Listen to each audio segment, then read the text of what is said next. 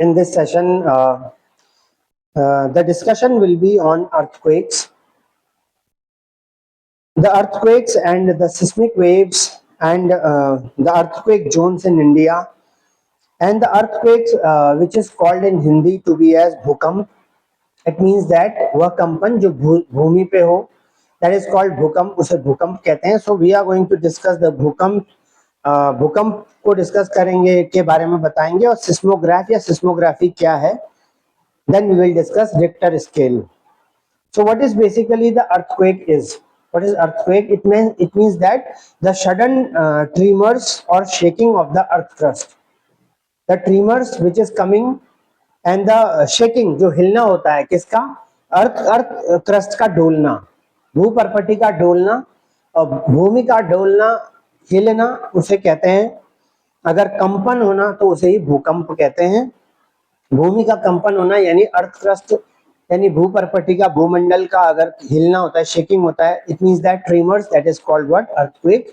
When a part of the earth surface moves backward and forward, any part of the earth when it moves like backward and forward, up and down, ऊपर और नीचे, तो इसीलिए the earth surface quacks.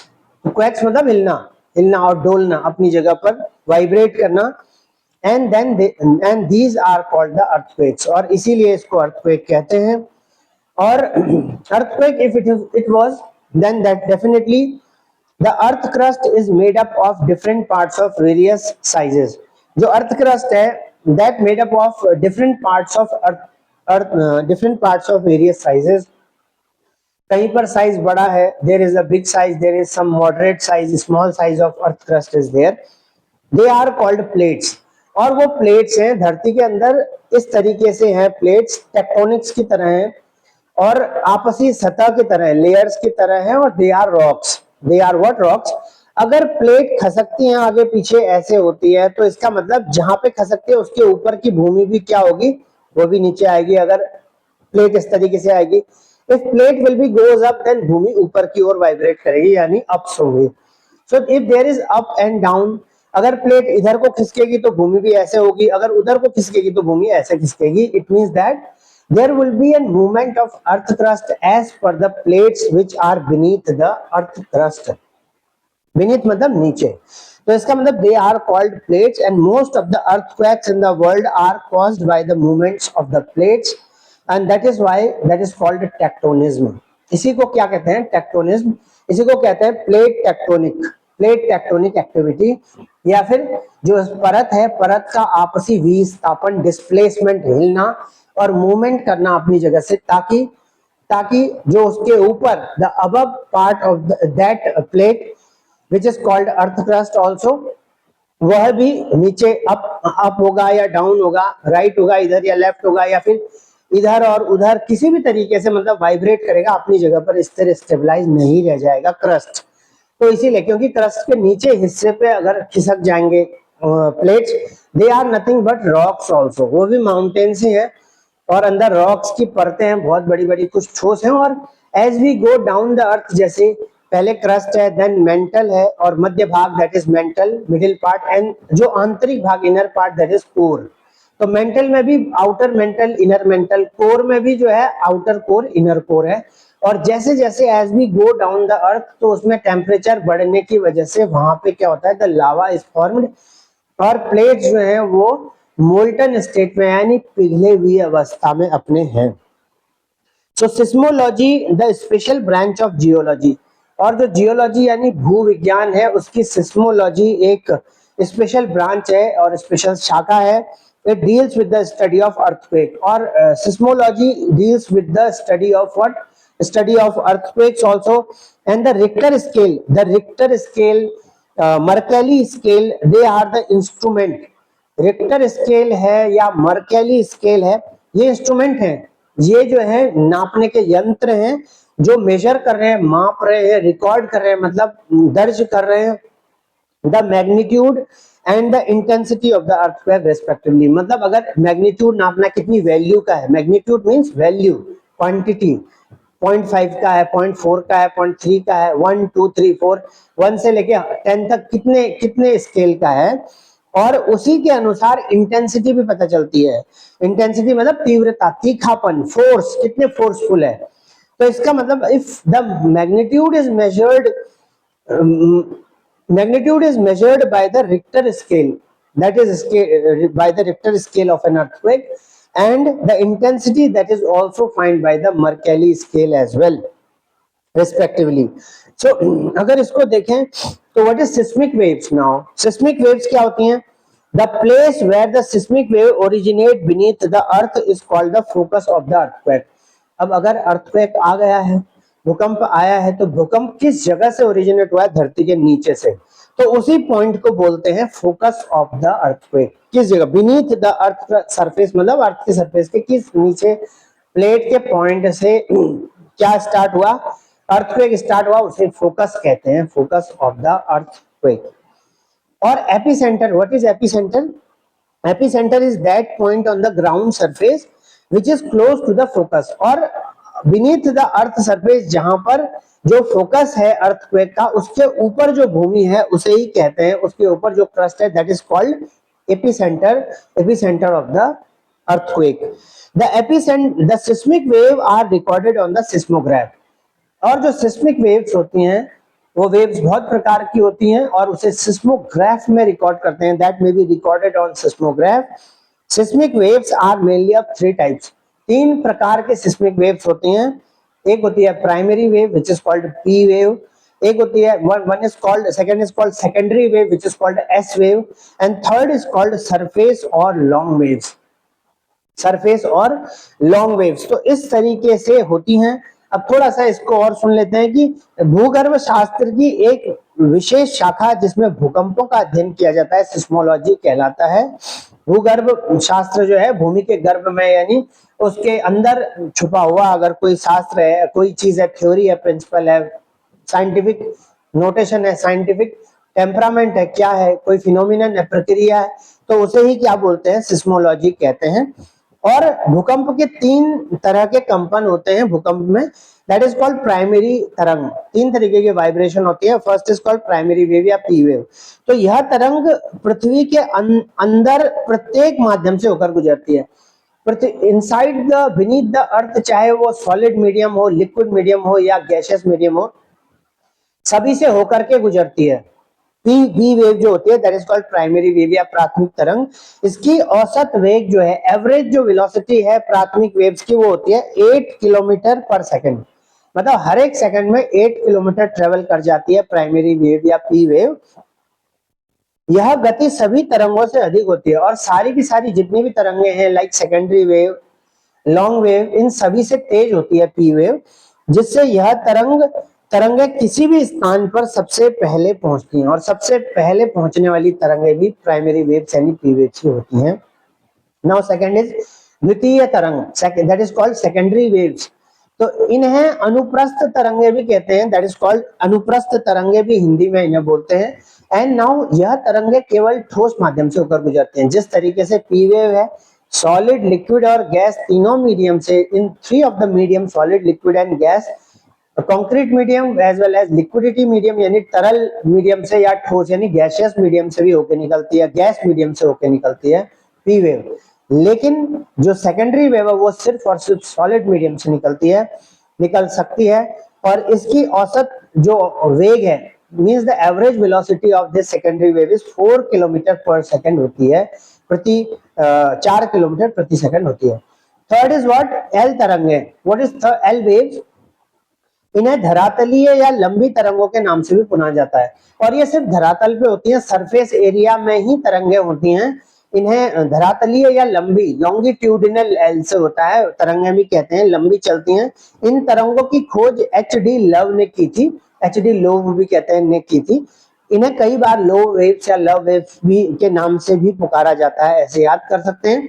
और इनका अन्य नाम are waves, तो इसीलिए पी तरंग, एल वेव्स जो है उसका अदर नेम और भी नेम आर वेव्स भी है, या रे लाइट वेव्स है। ये तरंगे मुख्यतः धरातल तक ही सीमित रहती है क्योंकि ये सरफेस पे ही चलती हैं, और ये ठोस, तरल तथा गैस तीनों माध्यम से होकर गुजर सकती हैं। और इनकी जो औसत है वो कितनी है गति? जो एवरेज स्पीड है, एवरेज स्पीड या वेलोसिटी है वो है 1.5 से 3 किलोमीटर पर सेकंड तक होती है। अब सिस्मोग्राफ नामक यंत्र होता है जिससे रेखांकित किया जाता है भूकंपीय तरंगों को, यानी जो अर्थक्वेक वेव्स होती हैं उससे कुछ कंक्लूजन्स निकलते हैं। There are some conclusions and results which are drawn from these things. First conclusion क्या है?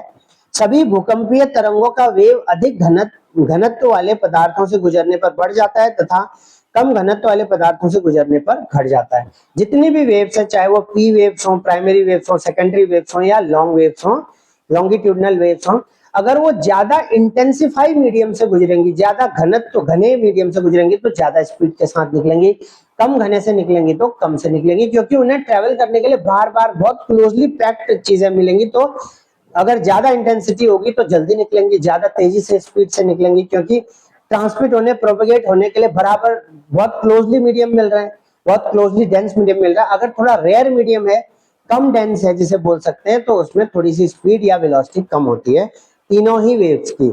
इसके साथ साथ केवल प्राथमिक तरंगें ही पृथ्वी के केंद्रीय भाग से गुजरती हैं। जो प्राथमिक है, प्राइमरी वेव्स है, वो सेंट्रल एरिया तक यानी केंद्रीय भाग से गुजरती है, परंतु वहां पर उनका वेग थोड़ा कम हो जाता है प्राइमरी वेव्स का। और जो गौण तरंगें यानी सेकेंडरी हैं, द्रव्य पदार्थ से नहीं गुजरती, और क्योंकि वो सॉलिडिफाइड मीडियम से ही होती हैं। गौण मतलब सेकेंडरी, कोई अदर देन द्वितीय कहते हैं, जिन्हें द्वितीय तरंगे कहते हैं। तो वो क्या होते हैं? वो सिर्फ द्रव पदार्थ से नहीं गुजरते, क्योंकि दे ओनली ट्रांसमिट्स और प्रोपेगेट, प्रसारण होता है, प्रचारण होता है किससे? सिर्फ और सिर्फ ठोस मीडियम से यानी कंक्रीट मीडियम से।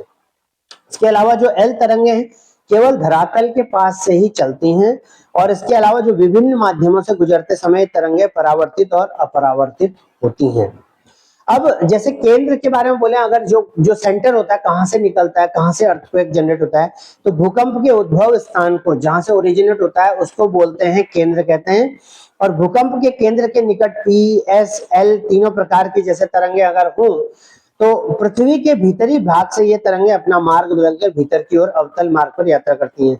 क्योंकि अगर सिर्फ केंद्र तक पी वाली जाती है, वो भी कम इंटेंसिफाई होकर के, ऐसा भी थोड़ा सा देखा जाता है। केंद्रीय भाग कोर पर पहुंचने पर एस तरंगे लुप्त हो जाती हैं, और पी और एस तरंगे जो है जिस तरीके से हैं, पी तरंगे अपरिवर्तित हो जाती हैं और एस तरंगे लुप्त हो जाते हैं केंद्रीय भाग में। और इस कारण भूकंप के केंद्र से 11,000 किलोमीटर के बाद 5,000 किलोमीटर तक कोई भी तरंग नहीं पहुंचती है। तो इस एरिया को, जहां पर कोई भी वेव्स ट्रेवल नहीं करती हैं, इसे बोलते हैं 11,000 किलोमीटर के बाद लगभग 5,000 किलोमीटर तक जहां पर कोई ट्रेवल नहीं करती है वेव्स, उसे बोलते हैं शैडो रीजन, शैडो जोन, उसे बोलते हैं छाया क्षेत्र कहते हैं। ऐसा जो है तरंगों के प्रति पी, एस और एल के प्रति थोड़ा सा है कुछ कंक्लूजन्स। अधिकेंद्र यानी एपिसेंटर, एपिसेंटर क्या होता है कि भूकंप जहां पे आता है धरती के नीचे, उसके ऊपर के ठीक ऊपर पृथ्वी की सतह पर जो स्थित बिंदु होता है, पॉइंट होता है, उसी को कहते हैं भूकंप का अधिकेंद्र कहते हैं, यानी एपिसेंटर कहते हैं। और अंतः सागरीय भूकंपों द्वारा उत्पन्न लहरों को जापान में सुनामी कहते हैं। जैसे धरती में होने वाले अर्थक्वेक्स को तो अर्थक्वेक कहते हैं, क्योंकि अर्थ को क्वैक कर रहा है, क्रैश कर रहा है, तो अर्थक्वेक कहते हैं। ऐसे ही अगर पानी में अगर भूकंप आएगा, क्योंकि पानी के नीचे भी प्लेट्स होती हैं, अगर वो खिसकती हैं और वहां से कोई ओरिजिनेट होता है फोर्स, तो इस तरीके का जापान में ऐसे फोर्स को बोलते हैं सुनामी बोलते हैं। और सुनामी भूकंप का ही रूप है, वो जल से होने वाला यानी पानी से, ओशियनिक एक्टिविटी यानी, और जो महासागर और सागरों में समुद्र जल रहा है, ओशन यानी वाटर बॉडीज से उठने वाले भूकंप को कहते हैं। इसके अलावा जो जिन संवेदनशील यंत्रों पर भूकंपीय तरंगों की तीव्रता मापी जाती है, उन्हें भूकंप लेखी या सिस्मोग्राफ कहते हैं। भूकंप लेखी मतलब भूकंप को लिखने वाले को भूकंप लेखी कहते हैं, और सिस्मोग्राफ कहते हैं जहां पर रिकॉर्ड करते हैं। और इनके 3 स्केल हैं, वो है रॉसी फेरल स्केल और मर्केली स्केल और रिक्टर स्केल, जिसकी अभी बात किया जा चुका है।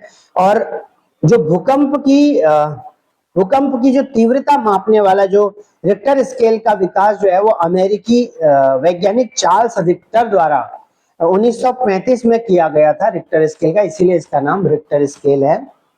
रिक्टर स्केल पर प्रत्येक अगली इकाई पिछली इकाई की तुलना में 10 गुना अधिक तीव्रता रखती है। मतलब जो नेक्स्ट यूनिट है वो पिछली यूनिट के 10 टाइम्स ज्यादा होती है।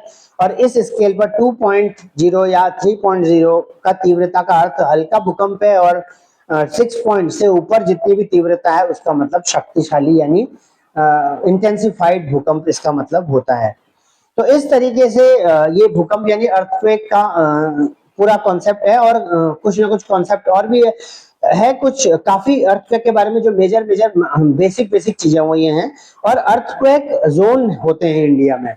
अब कहीं कहीं पर अर्थक्वेक के एरिया अर्थक्वेक ज्यादा आता है, भूकंप ज्यादा आता है, तो where are the earthquake zones in India, इसके बारे में थोड़ा देखते हैं। The Indian plate is moving from south to north. जैसे इंडियन प्लेट है वो साउथ से नॉर्थ की तरफ जैसे मूव कर रही है, तो उसको क्या बोलते हैं? That is why there are earthquakes in Himalayan region. इसीलिए क्योंकि प्लेट का टेक्टोनिक, प्लेट का जो विस्थापन है अगर धीरे धीरे साउथ से नॉर्थ की तरफ भी हो रहा है तो उसे बोलते हैं उसे बोलते हैं हिमालयन रीजन में ज्यादा भूकंप इसलिए आते हैं। एज वी नो, सभी जानते हैं कि जो हिमालयन रीजन है, हिमालय है, they are young fold mountains, नए बने हुए नवीन बलित पर्वत, नए वलय से बनने वाले पर्वत है, अभी नए नए बने यंग फोल्ड माउंटेन्स है। अर्थक्वेक जो होता है अकर होता है मोस्टली इन हिली एरियाज ऑल्सो, जैसे Assam, Arunachal Pradesh, Nagaland, Tripura, Manipur, Mizoram, Andaman and Nicobar islands, Jammu and Kashmir, northern western region of Uttar Pradesh and northern region of Bihar. क्योंकि जहां पर हिली एरियाज होते हैं वहां पर अर्थक्वेक ज्यादा रहते हैं, आते भी हैं, माउंटेनस होते हैं क्योंकि माउंटेन्स हैं, प्लेट्यूज हैं और प्लेन्स हैं। ये इस तरीके के ही स्थलाकृतियां मीन्स अर्थ रीजन्स होते हैं, या तो बहुत पर्वतीय क्षेत्र होगा या पठारी होगा या फिर मैदानी क्षेत्र होगा। भूकंप कहीं भी आ सकता है, लेकिन भूकंप जो मेनली आते हैं वो पर्वतीय क्षेत्रों में भी आ जाते हैं। हालांकि ये भी एक अच्छा कॉन्सेप्ट है, ये भी बहुत आता है, प्रश्न बार बार पूछा जाता है और वैसे भी जानने योग्य होता है। फिनोमिनन नेचुरली अकरिंग है कि सबसे ज्यादा होने वाला हिली एरियाज में जो होता है that is soil, that is what that is erosion, soil erosion, या फिर जो होने वाला भूस्खलन है। भूस्खलन यानी जो धरती का खिसकना है, एवलांचिंग है, तो वो ज्यादा होती है यहाँ पर। लैंड स्लाइड जिसे बोलते हैं वो भी ज्यादा होता है। ये भी एक प्रश्न आता है, ये भी क्वेश्चन है, और दिस इज और हाईली एस्किंग कॉन्सेप्ट।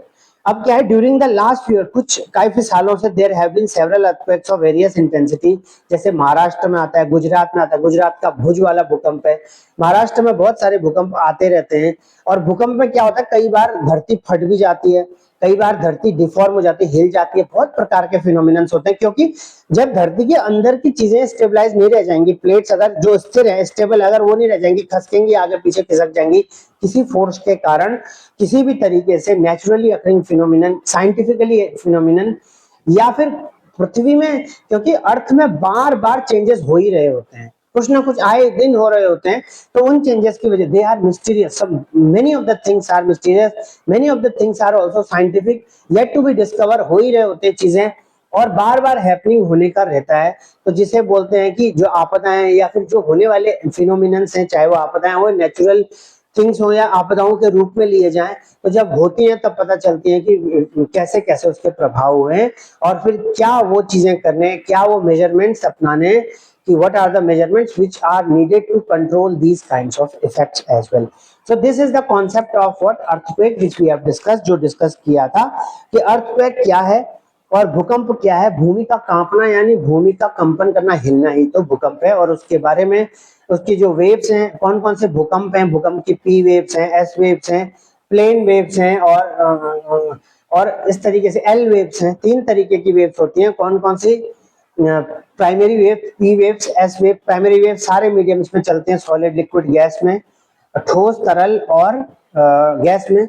और जो सेकेंडरी वेव्स है वो सिर्फ ठोस में चलती हैं, और जो एल वेव्स हैं वह भी होती हैं। और प्राइमरी वेव्स सबसे पहले कहीं भी पहुंचती हैं और काफी तीव्र होती हैं, सबसे ज्यादा वेग की होती हैं, सबसे 8 किलोमीटर प्रति सेकंड, और सेकेंडरी 4 किलोमीटर।